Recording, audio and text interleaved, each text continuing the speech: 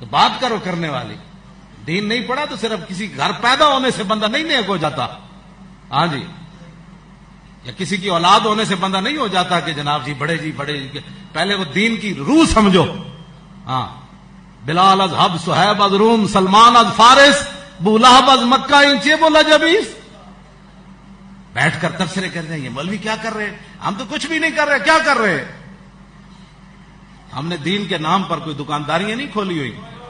ہاں, تو کہتا ہے تو ہمارے سامنے آئے, بتائے کہ ہم نے دین کے نام پر کس کو ٹھگایا. یہ پڑھا ہو رہا ہے اور لوگوں کو بتایا اور ہے. وہ بتایا, ہمیں بتاؤ ساری باتیں.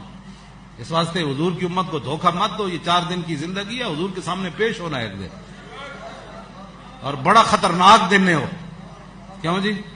کتنا خطرناک دن ہے. انبیاء بھی کہ نفسی نفسی جس دن حضور فرما, اس دن جی تینوں پیاس لگے تھے حضور فرمانا ادھر آ ذرا. حضور کا صرف یہ فرمانا ادھر آئی نا, رہنا کچھ نہیں پیچھے. کیوں جی؟ حضور فرما دین, حضور دے جلال دے سامنے فرما میری عزت دی بات سی تے تم بیٹھ کے گھراں دکاناں تم میڑے بیٹھ کے تبصرے کردا سی میری عزت دے بارے.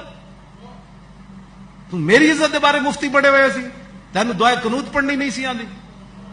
تو زندگی کدی پوریاں تراویاں نہیں زندگی پڑھیاں, تو پورا قرآن نہیں سن سکیا زندگی وچ, اور تو بیٹھ کے تینوں الف بے دا نہیں سی پتا, تو میری عزت دے تبصرے کردا سی.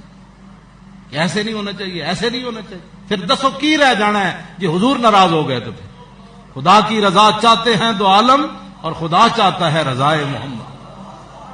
بعض جڑے لوگ اس طرح کی گفتگو کرتے ہیں بعض آ جان, اسی انہوں نے بھلے دی گل کر رہے ہیں.